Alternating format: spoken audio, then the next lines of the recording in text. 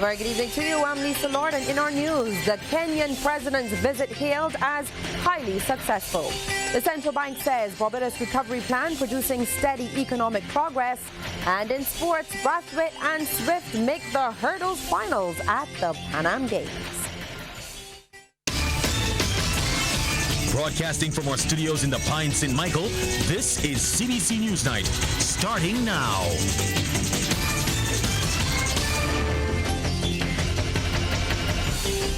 And in our top story, a highly successful visit. That's the way that Prime Minister Mia Amor Motley is describing the official state visit of Kenya's President Uhuru Kenyatta.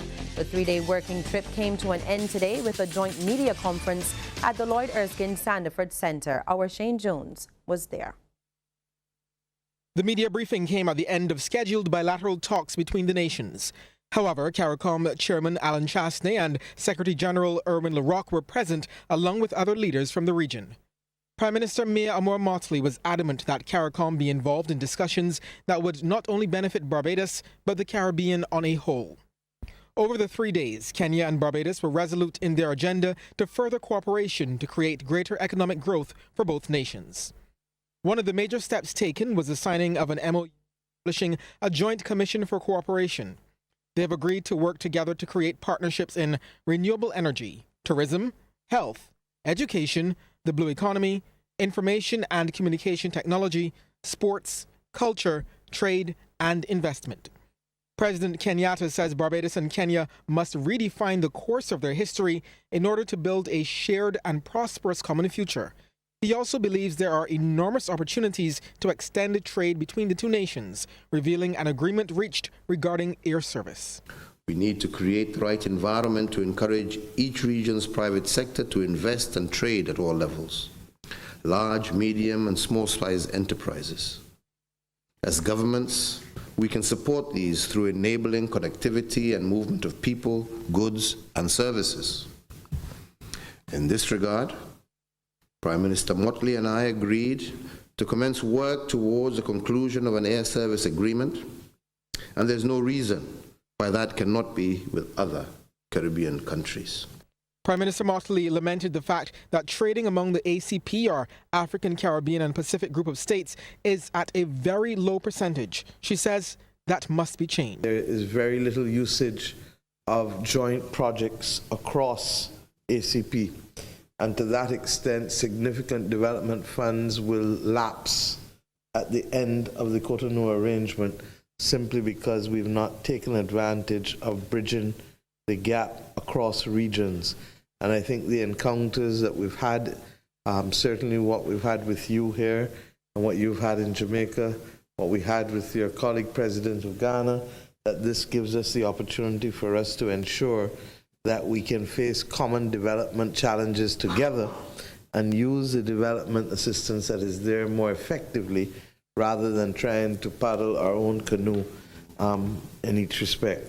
President Uhuru Kenyatta was scheduled to leave this evening. Shane Jones, CBC News. And President Kenyatta has pledged to develop 2 acres of land here in Barbados as a symbolic showcase of his country's culture, among other things. That space, which President Kenyatta has dubbed the Kenyan Corner, will reflect the spirit of unity and cooperation between Barbados and Kenya. He was speaking at a joint tree planting ceremony in the National Botanical Gardens in Waterford. There, he planted an African tulip tree to mark his first official visit to the island, while Prime Minister Motley planted a West Indian mahogany tree.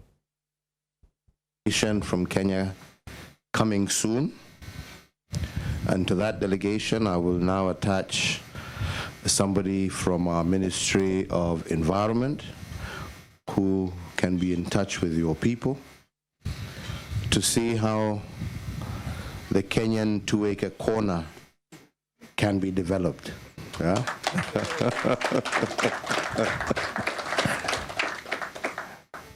And so that truly we can be connected, and the people of Barbados will hopefully over time be able to come and see a tiny little corner in their island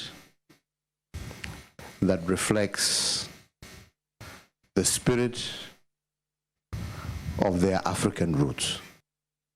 Well, the 2 acres to be developed will be at the Belle St. Michael, and in response, Prime Minister Motley thanked President Kenyatta for the commitment. We thank you on behalf of the people of Barbados. We thank you for the commitment of your government to be able to take responsibility for those 2 acres and to allow young Barbadians and old Barbadians, as they walk through, to feel and to be inspired that this is their moment for Kenya in Barbados, and that this will give them the understanding that they want in order to force them or to inspire them to come to Kenya themselves to see the 500,000 square kilometers and not the 2 acres just on this rock. Well, in related news, Barbados is hoping to ink a double taxation agreement and bilateral investment treaty with Kenya. Prime Minister Motley says as Barbados seeks to deepen its relationship with the African country, its business ties must become strong.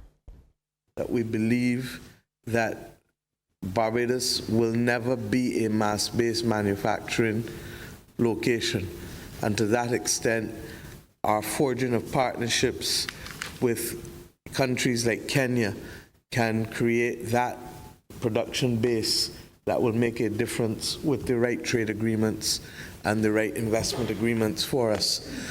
Similarly, we have perfected the art of a financial domicile and model and protection of investment that allows companies to be able to domicile here and to be able to add greater competitiveness to their investments elsewhere in the world. Ms. Motley was speaking during a forum with business leaders from the private sector, which looked at opportunities in the East African country at the Lloyd Erskine Sandiford Center last evening. President Kenyatta made it clear that the dialogue must move beyond culture and instead look at things that grow the economy and encourage prosperity. Kenya is open for business. Kenya is ready for business. We want to partner with you, and we believe that our partnership can be mutually beneficial and generate mutual prosperity for all of us. The island's economy has made steady progress during the first half of the year. Public finances have improved, investor confidence is returning, and pressure created by high indebtedness has started to ease. These were some of the major points as the governor of the Central Bank of Barbados, Cleverson Haynes, presented the island's quarterly economic review.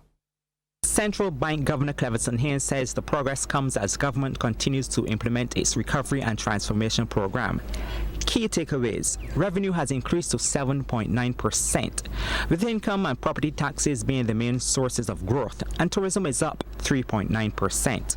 Governor Haynes says the improved fiscal performance and reduced financial requirements generated by the debt restructuring has eased financial pressures on the government. By far, the most significant contributor to fiscal consolidation has been reduced spending. The interest savings from the domestic debt exchange and the suspension of commercial external debt payments accounted for 80% of the $164 million fall in current expenditure.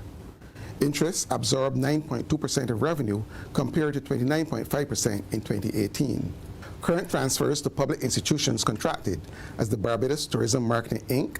and the Sanitation Services Authority are now directly funded by receipts from the airline travel and development fee and the garbage and sewage contribution, respectively. Barbados now boasts of $1.2 billion in international reserves, or 15.3 weeks of import cover. This position represents an increase of $204.2 million in the first half of 2019 and cumulative growth of $763.5 million in the past year. Low outflows for debt payments linked to the suspension of commercial external debt service and the second drawdown from the National Monetary Fund boosted reserves. But the continued improvement in reserves is also partly indicative of the greater availability of foreign exchange. The improved access to foreign exchange reflects the increase in tourism earnings, which resulted from higher arrivals and higher average daily hotel room rates. Economic activity for 2019, however, has been sluggish. Barbados recorded a contraction in economic activity. Preliminary data suggests that, as expected, economic growth during the first half of the year lagged improvements elsewhere in the economy. The impact of fiscal consolidation on demand, together with weaker than desired investment, offset the gains from a robust tourism performance, resulting in a modest contraction of 0.2% in economic activity, over the course of the first 6 months of 2019. Layoffs in the public sector as part of the adjustment effort, together with a weakness in the construction sector, contributed to higher unemployment when compared to the same period in 2018. The unemployment four-quarter moving average was estimated at 10.1%. Governor Haynes adds the successes by Barbados in repairing macroeconomic imbalances has been based on unwavering fiscal discipline. He says maintaining this commitment is paramount as government seeks to reassure investors of its commitment to a sustained adjustment effort. Kishma Senjis, CBC News. Well, this year's crop over season climaxed on Monday with Grand Kadooment. The jump up brought the curtain down on a festive season filled with changes. The question is, did they work, and what can people look forward to next year? Well, here to answer some of those questions is the Minister of Culture himself, John King. Minister King, good evening. Good evening, ma'am. Let's get right into it. Yep. Soca Monarch. Soca Monarch. There have been some complaints about the format. Is it being relooked? You know, I'm a firm believer that you always have to. You can hear your constituents and you take bits and pieces of advice into consideration. But at the end of the day, you have to make decisions that are based in common sense as to what it is that you're dealing with, oftentimes. And I think in this occasion, we need to just step back a little bit and give it a chance. I mean, it's just the very first time for a number of years. One of the things that most of the persons involved in these competitions would know, it's not like they don't know. For a number of years, people have been complaining about what we call the power soca, the faster calypsos, the standard of them. And there was a time when people were actually saying they're going to Bushy Park. They're not going to hear that they're only going to hear sweet soca songs. Right. No, and there were also complaints about the quality of the songs for a number of years. So here you are in a position where you have to make decisions again. You have small budgets, you have sponsorship is down. What are some of the things that you can do in the interim to make sure that you have a good show, you have a good quality show, but also understanding your financial constraints. And on that point, a good show was had at the Pickety Crop competition. The numbers, we had some good numbers out. What about the one song format? Well, again, again, people have been saying for a very long time, they come to the stadium or they come to Kensington and this person only had one song or the other person only had one song, and you got to wait for a whole half to hear them again. So you try to listen to your audience. I think oftentimes people forget that yes, there's comfort for the artists, but there also has to be comfort for the people who have to pay their hard-earned money to come to these events. And you have to take their concerns into consideration. And we've done that. And I think people a little bit apprehensive at first, but I think that a good time was had by all the reports that I've gotten. People really enjoyed it. So, you know, those are the things that we will continue to look at, review, and to tweak. But at this point in time, for me to say that because, you know, people are a little bit uncomfortable with Soca Monarch, that we're just going to automatically switch it, I wouldn't want to. I want to say yes, but I'm definitely not going to say, you know. Say no either. Right. We had an incident-free Kadooment Day. Awesome. That for me, that would have been my biggest concern.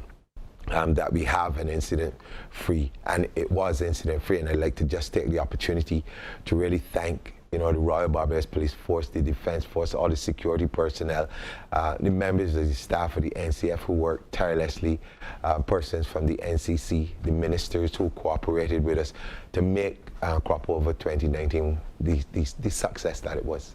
Speaking of success, were you pleased overall with the general quality of the music? Yeah, I had no, you know, to be quite honest with you, there was no problem for me with the quality of the music this year. I think the music was as good as any other year, but what I do see is a difference between, let's say, seasoned performers and youngsters now coming up. And I understand the constraints because, like I've always said before, when we were coming up, we had nightclubs, we had hotels, we had all these things to learn your craft and practice all year round. Unfortunately, these young guys don't, and that's one of the things that we're going to have to work on for next season. So Crop Over 2019, a success? A success. Thank you so much, Minister John King. Well, government is looking at expanding the Student Support Services Department. Minister of Education, Technological and Vocational Training, Santia Bradshaw, says her ministry is doing so through partnerships with entities such as Supreme Counseling for Personal Development and the Fun Ranch. In a sense, not let them operate on their own anymore, but to have a formal structure where, as educators, you can identify a child requiring attention and be able to say, okay, maybe this child may benefit from a particular type of program. We can't continue to have this ad hoc approach to dealing with the interventions that are necessary with our students. And so I've sought to try to now regulate the number of entities that are interfacing in the schools, because many of you as teachers will call in an entity, a church organization, you will call in an NGO from time to time. But what we need to do is to make sure that there is consistency. Consistency of message, consistency in terms of the data that is also collected, and consistency in terms of our outcomes as well that are required. And Minister Bradshaw has directed that health and family life education be taught at all levels. And that special emphasis must be placed on the social and emotional component of that subject to ensure that students are constantly exposed to strategies to develop their social and emotional skills. It is not business as usual. This subject is too critical as our guidance counselors and guidance and counseling in relation to providing that level of emotional intelligence and guidance to our young charges, and therefore it must have the same weighting within the curriculum as other subjects as well. Well, Queen's College has taken the lion's share of the 27 scholarships and 36 exhibitions awarded by the Ministry of Education this year. 16 of those scholarships have gone to students from the St. James Institution. Of the remaining 11, 10 went to Harrison College and 1 to the Barbados Community College. Now, as it relates to the 36 exhibitions, 17 went to QC, 10 to Harrison College, 7 to the St. Michael's School, 1 to Christchurch Foundation and 1 to BCC. The winners were revealed during a media conference at the Urdeston Teachers Training College late this afternoon. Regional news now, and changes to visa restrictions for travel between the Cayman Islands and Jamaica could be on the cards. Premier Alden McLaughlin says the two Caribbean countries have reviewed the existing visa system for travel between the islands, and discussions have been initiated to ease some of those requirements. The current arrangement now, from the Cayman perspective, is that Jamaicans who hold a US, UK, or Canadian visa who are traveling to Cayman from one of those countries do not need a Cayman visa to enter, nor do persons under the age of 15 or over the age of 70. From the Jamaican perspective, Caymanians who do not have a full UK passport require a visa to enter Jamaica. So what we explored were ways that we could ease this requirement without creating new security concerns.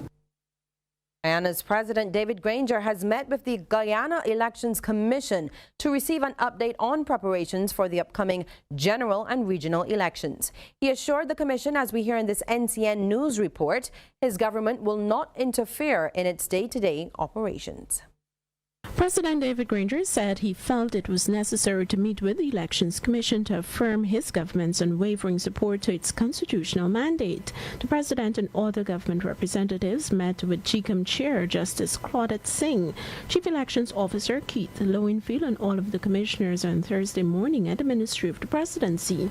Mr. Granger and Director General of the Ministry of the Presidency, Joseph Harmon, briefed the media on the outcome shortly after. Although it is early in the tenure of the new chairman, I don't think it was inappropriate to meet at this time to give her the assurance that the government is going to continue to observe the independence of the Elections Commission. Tourism officials are boasting of impressive visitor arrival numbers from St. Lucia's key source markets. According to the Minister for Tourism, the latest figures when compared to that of 1 year ago are up. However, cruise tourism has not enjoyed the same level of growth, and there are some concerns about the British and Canadian markets. The Minister for Tourism, Dominic Fede, is touting the latest visitor arrival figures, which according to the most recent findings have increased significantly. Fede, in a press briefing Thursday, says the tourism industry is beginning to reap the rewards of pushing indigenous activities like St. Lucia Carnival. Today, I'm happy to say that our government would have increased the subvention from about below 100,000 to 600,000 to the Folk Research Center. And again, that is in keeping with the whole emphasis of becoming an exporter of talent.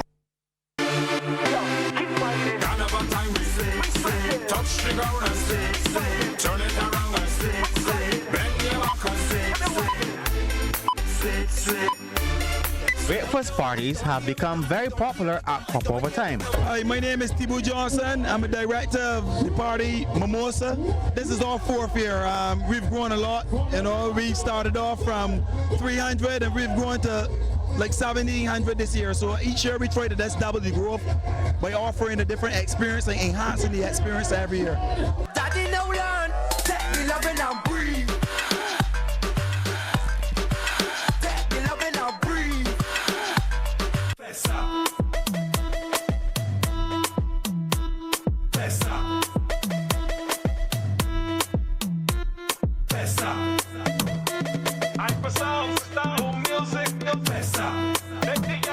My name is Guillaume. I'm from Martinique, French Caribbean. I'm with my friends, all the Martiniquais, all the Vichy. Come on. Here. From Martinique. Remember this name, Martinica. It's my first time to Barbados with Crop Over, and I like it. It's a nice crowd, young, old, in between. Everybody's having a wonderful time. Since the first day, they've just grown, and it's been amazing. Mimosa could call me anytime. The daddy will land. Take the loving and breathe. And she take them down low. I don't deal with them vibes. After all the talk, this is where it all ends. Right here on the road for Grand Kaduman. Hit it and move, lash it and move, stick it and move, walk it and move, chuck it and move, stab it and move. I got left so much bumpers confused. Every girl bumpers a target, G's on. In a dress, in a skirt, in a jeans on. Ease up and more, grab a weave on. Earlier, we caught up with Gail McAllister from Fashion Vibes. Her band started its jump from Orange. Actually, I was pushing for this start. I really wanted this extended to see what it would be like. We've been complaining for a few years of what the jump would be like if it's a little longer. So first year, let's see how it goes. Let's work it out, and whatever kinks, go from there. Hopefully we get a next year, it'll be a much longer road too.